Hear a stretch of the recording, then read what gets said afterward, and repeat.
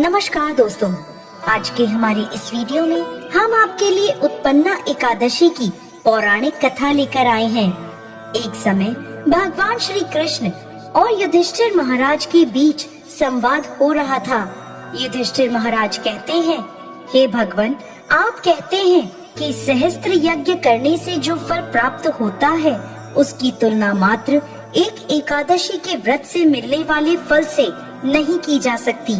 कृपा कर मुझे मार्गशीर्ष मास के कृष्ण पक्ष में आने वाली एकादशी के महत्व को बताएं कि यह एकादशी इतनी विशेष क्यों है और किस प्रकार यह इतनी मंगलमय बनी है।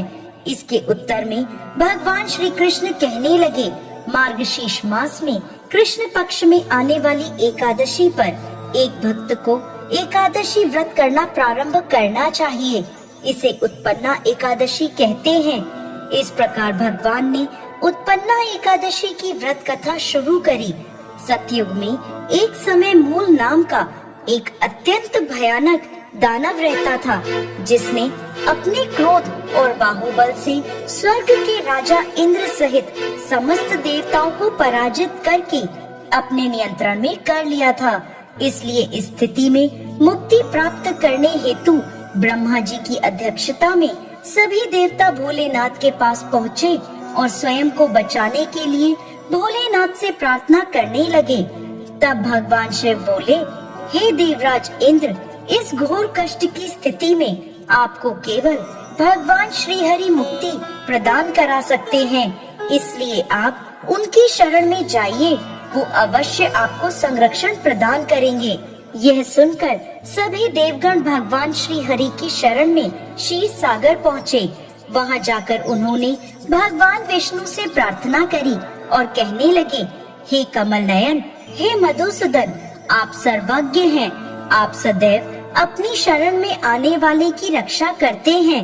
हे प्रभु, ब्राह्मण कुल में नाड़ी जंग नामक एक शक्तिशाली दैत्य उत्पन्न हुआ था, जिसने सभी देवताओं का संहार करने की प्रतिज्ञा ली थी, जिसका पुत्र है मूर दैत्य। इसकी नगरी का नाम है चंद्रावती और इसने त्रिलोक में हाहाकार मचाया हुआ है। सभी देवताओं को पराजित कर इसने अपने पराधीन कर लिया है। हे पृथ्वीपति, अब आप ही हमारी रक्षा करें। यह सुनकर भगवान श्री हरि क्रोधित हो गए और उन्होंने सभी देवताओं से कहा कि वो इसी क्षण चंद्रावती पर आक्रमण करें और भगवान स्वयं इस युद्ध का नेतृत्व करेंगे। जब मूर दैत्य ने सभी देवताओं को अपने नगर की ओर आते हुए देखा, तो वो अपने सैनिकों के साथ गर्जना करता हुआ आगे बढ़ा। भगवान और मूर दैत्य के बीच भयंकर युद्ध हुआ। मूर दैत्य ने अपनी मायावी शक्तियों का प्रयोग किया और भगवान श्री हरि उसे परास्त कर रहे थे। इस प्रकार देवताओं के 1000 वर्ष तक यह युद्ध चलता रहा। इसके बाद भगवान ने अपनी एक दिव्य लीला प्रकट करी।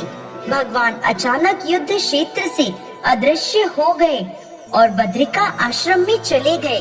वहां उन्होंने हेमवती नाम की एक अत्यंत सुंदर गुफा में विश्राम करा। जब मूर दैत्य को ये बात पता चली कि भगवान विश्राम कर रहे हैं, तो उसने निश्चय किया कि अब वो भगवान श्री हरि का वध उसी गुफा में करेगा। ऐसा निश्चय कर वो गुफा में पहुंचा। उसी समय भगवान के शरीर से एक अति तेजमय कन्या उत्पन्न हुई। यह बिजली के समान तीव्र और समस्त अस्त्र शस्त्रों से सुसज्जित थी। इस कन्या ने मूर दैत्य को युद्ध के लिए ललकारा।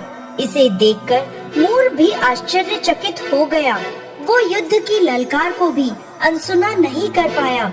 उसने भगवान को छोड़कर उस कन्या से युद्ध प्रारंभ कर दिया।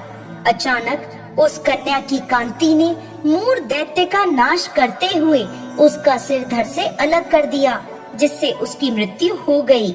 जैसे ही उसकी मृत्यु हुई, भगवान श्री हरि निद्रा से उठते हैं और उस तेजस्वी कन्या से पूछते हैं, देवी, आप कौन है और इस असुर का वध किसने किया?